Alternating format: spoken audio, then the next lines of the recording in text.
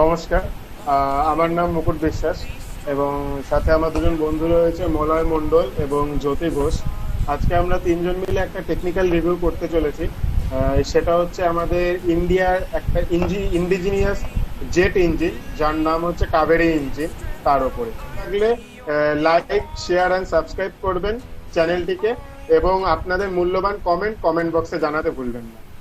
নমস্কার, আমার নাম মলয় মণ্ডল, যেমন আমার বন্ধু মুকুট বলল। তো আমরা ডিআরডিওর এই কাবেরী ইঞ্জিনের সম্পর্কে এই ভিডিওতে বলতে চলেছি। মুকুট সেটার কথাও বলে দিয়েছে। এবং এই কাবেরী ইঞ্জিন আমাদের একদম ভারতীয় প্রযুক্তিতে তৈরি। প্রথমে এটা শুরু করা হয়েছিল পুরো ভারতীয় প্রযুক্তিতে তৈরি করা হিসেবে, কিন্তু পরে কোনো কারণবশত এটা প্রজেক্টে একটু প্রবলেম আসে। তো এইগুলো সম্পর্কে পুরো ডিটেলসে আমরা এই পুরো ভিডিওটাতে জানাতে চলেছি। তো এই প্রথমে এইগুলোর কিছু বিষয় বৃত্তান্ত সম্পর্কে আমার বন্ধু জ্যোতি ঘোষ আপনাদের সবাইকে জানাবে। ধন্যবাদ মলয়, আমাকে এই গুরুত্বপূর্ণ বিষয় সম্পর্কে কিছু বক্তব্য বলার সুযোগ করে দেওয়ার জন্য। প্রথমেই বলবো, এই যে ইন্ডিজিনিয়াস ইঞ্জিন যেটার নাম কাবেরী, সেটা প্রথম ইন্ডিয়াতে শুরু হয়েছিল 1979 সালে। এটা ডিআরডিওর আন্ডারে জিটিআর সেই প্রজেক্টটা হ্যান্ডেল করছিল, যেটার ইন্ডিয়ান গভর্নমেন্ট তার জন্য আমাদের প্রথম যে বাজেট করেছিল সেটা হলো $55 মিলিয়ন, যেটা ওই প্রজেক্টটা এক্সিকিউট করার জন্য খুবই কম ছিল সেই সময়। এবং এই প্রজেক্টটা এক্সিকিউট করার জন্য আমাদের ডিআরডিওকে 93 মাস সময় দিয়েছিল। কিন্তু এই প্রজেক্টটা প্রপার এক্সিকিউট করার জন্য আমাদের দরকার ছিল 20 বছরের কাছাকাছি সময়। এবং যে অর্থটা আমাদেরকে দেওয়া হয়েছিল সেটা আরও অনেক পরিমাণ বেশি লাগবে। সেটার পরিমাণ ছিল প্রায় 2 বিলিয়ন ডলারের কাছাকাছি। কিন্তু তখন আমাদের ইন্ডিয়ান সরকারের পক্ষে অতটা বেয়ার করা সম্ভব হয়নি। তো হ্যাঁ, এটা ঠিকই যে কাবেরী প্রথমে তৈরির সময় বাজেটে কিছু প্রবলেম আসে, কিছু কম পড়ে যায়, কিন্তু সেটা পরেও কাবেরীকে ভবিষ্যতে এগিয়ে নিয়ে যাওয়া হয়।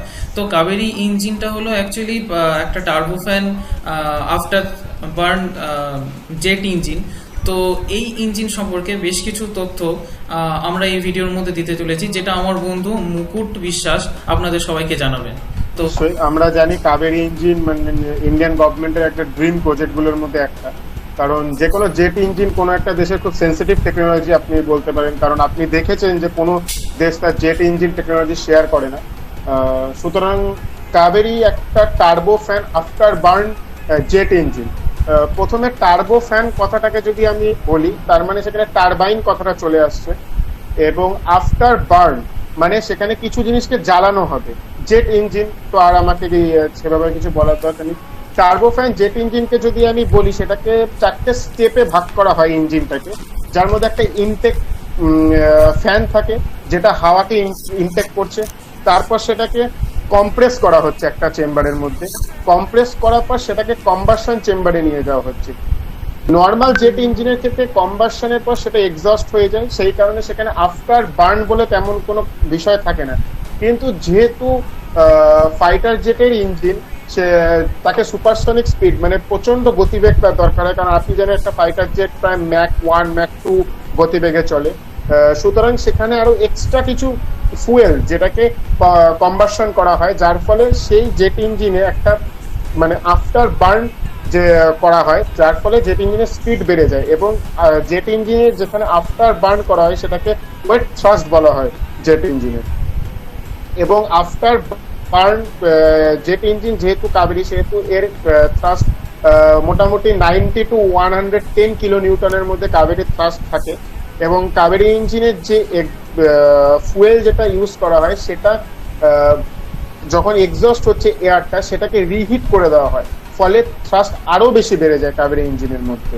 এটাই হচ্ছে টার্বোফ্যান জেট ইঞ্জিন এটার। আচ্ছা, সেটা আমরা তাহলে বুঝলাম এখানে যে কাবেরী ইঞ্জিনটা ঠিক কীরকম, অ্যাকচুয়ালি টার্বোফ্যান জেট ইঞ্জিনটা অ্যাকচুয়ালি কীরকম হয়। তো আমরা যেটা শুনেছিলাম যে কাবেরী ইঞ্জিনে কিছু টেকনিক্যাল প্রবলেম হয়েছিল, যার জন্য এই প্রজেক্টটা বন্ধ হয়ে গেছিল একবার। আবার সেটা পরে টেকনিক্যাল ইস্যু মানেগুলো জন্য সেটাকে পরে আবার নতুন করে চালানো হয়েছে। তো বিভিন্ন এই যে টেকনিক্যাল ইস্যুগুলো হয়েছিল, এই ব্যাপারে কিছু যদি আমার বন্ধু জ্যোতি বলে।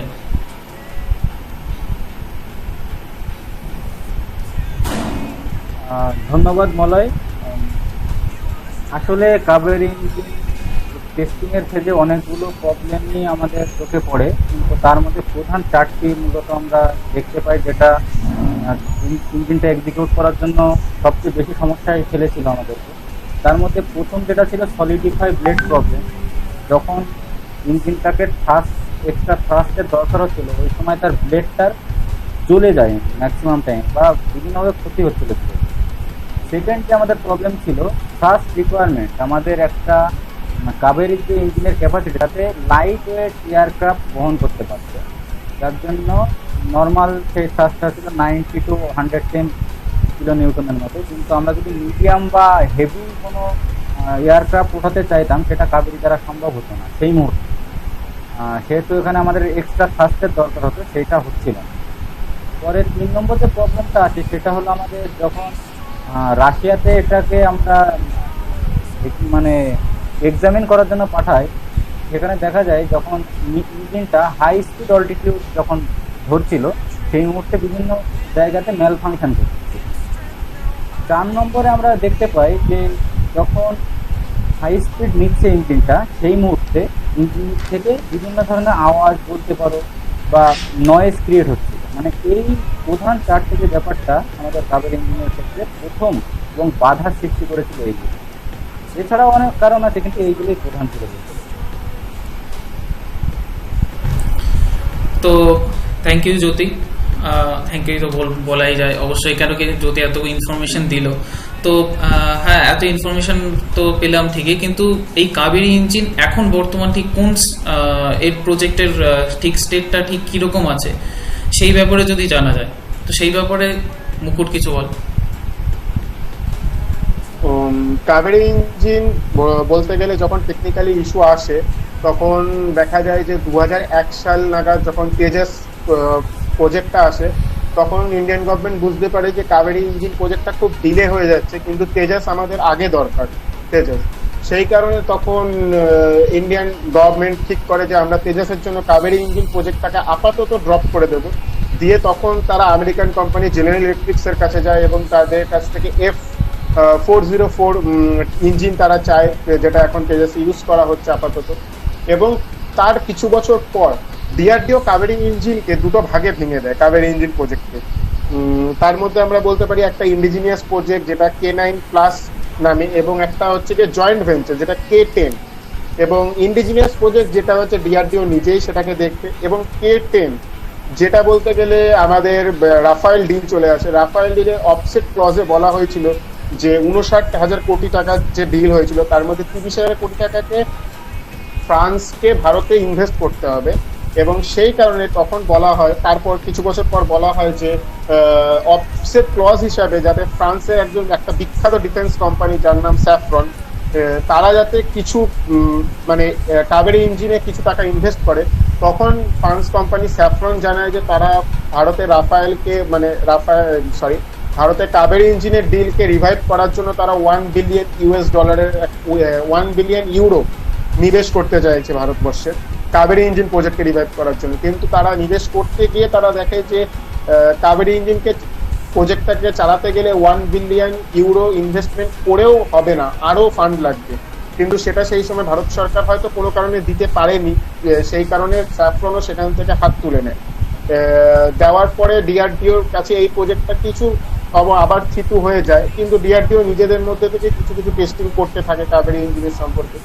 এবং রিসেন্ট একদিন কি দুদিন আগেই আমাদের সেন্ট্রাল গভর্নমেন্ট ডিফেন্স মিনিস্ট্রি থেকে জানানো হয় যে ভারত এখন অনেক ডিফেন্স প্রোডাক্ট, যে 101টা ডিফেন্স প্রোডাক্টের ওপরে মানে আর বাইরে থেকে কিনবে না, সেটার উপরে দেশীয় টেকনোলজিরই ইউজ করবে। এবার দেখা যাক যদি ইন্ডিয়ান গভর্নমেন্ট এখন কাবেরী ইঞ্জিন প্রজেক্টকে আরো সুন্দর করে রিভাইভ করতে পারে, কারণ কাবেরী ইঞ্জিন রিভাইভ হলে আমাদেরই অনেক সুবিধা হবে। অনেক মানে একটা জেট ইঞ্জিন যদি কোনো দেশ ডেভেলপ করে ফেলে, তাহলে অবশ্যই তারা টেকনোলজিতে অনেক বেশি অ্যাডভান্সড হয়ে যাবে আমার মতে সেখানে। সো এবার মলয়, তোমার যদি আর কোনো ইয়ে থাকে। হ্যাঁ একদম, সেটা তো অবশ্যই। দিয়ে তো এই যে আমরা কাবেরী ইঞ্জিনটাকে ডেভেলপ করার পিছনে এত ডিআরডিও কষ্ট হচ্ছে, এত কাবেরী ইঞ্জিন ডেভেলপ করার পিছনে ভারত সরকারের যোগদান রয়েছে। তো কাবেরী ইঞ্জিন ডেভেলপ ঠিক কেন করতে চাইছে? একটা ইঞ্জিন ডেভেলপ করার মানে যে কি কি ঠিক সুবিধা আছে এর, সেগুলো সম্পর্কে যদি দেখো, এই ব্যাপারে আমি একটা কথা বলতে চাই মলয়, আমার বন্ধু মুকুট আগে বলেছে যে একটা দেশের কাছে বা তার সামরিক প্রতিরক্ষার জন্য ফাইটার জেট কত গুরুত্বপূর্ণ। সেখানে কাবেরী ইঞ্জিনের মধ্যে একটা এত বড় প্রজেক্ট যদি ইন্ডিয়া নিজে থেকে করতে পারে, তবে তার কত মানে ডিমান্ড হতে পারে এটা আমাদের ভাবতে হবে।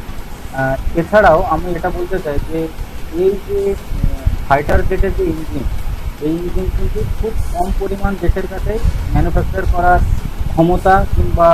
ক্ষমতা বলতে পারো, বা শক্তি বা বলতে পারো, বা বিভিন্ন টেকনোলজিক্যাল ইস্যু খুব কম দেশের কাছে আছে। সেটা যদি ইন্ডিয়ার মতো দেশ, আমাদের মতো উন্নয়নশীল দেশ যদি করতে পারে, সেটা আমাদের কাছে প্রথমে একটা অনেক বড় পাওনা।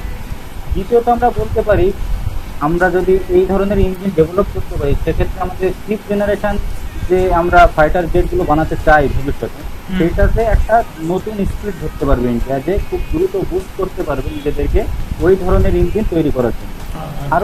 আরও একটা লাভ বলতে চাই, সেটা তো বলতে পারো ফাইটার জেটের ইঞ্জিন তৈরিতে যে কস্ট আমাদের প্রতি বছর বাইরের দেশকে দিতে হয় বা ফাইটার জেট কেনার জন্য, সেই কস্টটা অনেক কমে যাবে। যেহেতু ইন্ডিয়া নিজেই প্রডিউস করবে এটা, কিন্তু এই কস্টটা কিন্তু আমাদের অনেক কমে যাবে। যেহেতু সার্বিক দিকে ইন্ডিয়ার উন্নতি এই টাকাটা অন্য ক্ষেত্রে কাজে লাগাতে পারবে। যেটা আমি বলবো, এটা খুবই একটা গুরুত্বপূর্ণ জিনিস যে কাবেরী ইঞ্জিনের মতো একটা প্রজেক্ট যদি ইন্ডিয়াতে চালু করা যায় বা এক্সিকিউট করা যায়। একদম ঠিক কথা বলেছে জ্যোতি। আর হ্যাঁ, অবশ্যই কাবেরী ইঞ্জিন আমাদের এখানে বানালে সেটা আমাদের দেশের জন্য খুবই ভালো হবে, খুব ভালোভাবে যদি সেটাকে বিস্তারভাবে মানে ভালোভাবে বলে দিয়েছে। তো সার্বিকভাবে দেখা গেলে কাবেরী পুরোপুরি একটা অসফল প্রজেক্ট নয়। এটার উপরে কাজ করতে করতে ডিআরডিও অনেক বেশি টেকনোলজি অ্যাচিভ করেছে, যা পরে কাজে আসবে। তো Kaveri engine light combat aircraft তেজাসকে পাওয়ার দেওয়ার জন্য কিছু প্রবলেমের ফেস করেছে ঠিকই, কিন্তু এর সঙ্গেও তেজাসের যে বেশ কিছু মানে যে তারা যে কাবেরী ইঞ্জিনটাকে ইন্টিগ্রেট করতে পারেনি, সেই জন্য তারা নতুন আরও তাদের সবকিছু আরও মডিফাই করে চলেছে। এবং আশা করছি ভবিষ্যতে খুব তাড়াতাড়ি কাবেরী ইঞ্জিন আমাদের দেশেও সফলভাবে এই প্রজেক্টটা সাকসেস পাবে, খুব সফল হবে।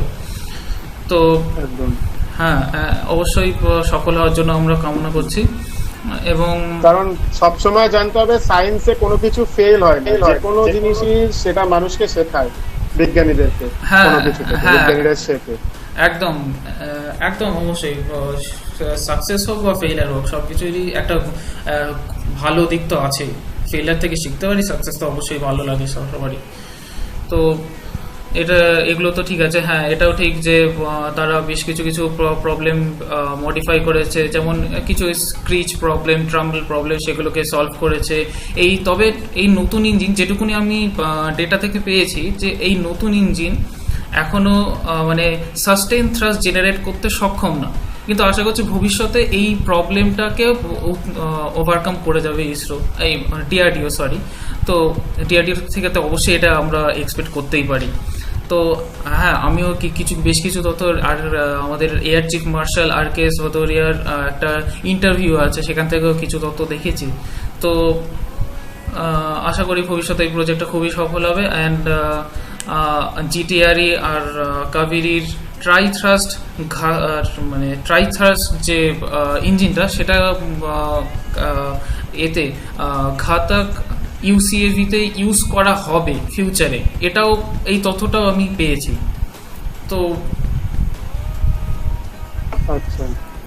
তো হ্যাঁ, বলা যায় অবশ্যই এটা আমাদের পক্ষে খুবই লাভদায়ক হবে, আমাদের দেশের পক্ষে, এবং ভবিষ্যতে অনেক কিছুই এগোবে, এবং সবকিছু ভালো হলেই ভালো নেই। সো আমাদের আলোচনার তো বিষয়বস্তু সবই কমপ্লিট হয়ে গেল। আমরা সমস্ত কিছু কভার করার চেষ্টা করেছি। এখানে যত টপিক সম্পর্কে পাবলিক ডোমেইনে আমরা অ্যাভেলেবেল পেয়েছি, কাবেরীর বর্তমান স্ট্যাটাস এবং তার জন্য কি কি হয়েছে এখনো পর্যন্ত, কাবেরীর জন্য কিভাবে খেটেছে ইন্ডিয়ান গভর্নমেন্ট। সুতরাং ভবিষ্যতে আরো যদি কোনো রকমের কোনো আপডেট আসে তো আমরা চেষ্টা করবো আপনাদের সাথে সেটা শেয়ার করার জন্য। যদি আপনাদের ভিডিওটিতে কোনো রকমের কিছু ভুল চুক আপনারা দেখে থাকেন তো আমাদেরকে কমেন্ট সেকশনে জানাবেন, কোনো রকম ইমপ্রুভমেন্ট সেটা থেকে আমরা করতে পারবো আমাদের নেক্সট ভিডিওগুলোতে। ততক্ষণের জন্য সেফ থাকুন এবং জয় হিন্দ। জয় হিন্দ। জয় হিন্দ। জয় হিন্দ।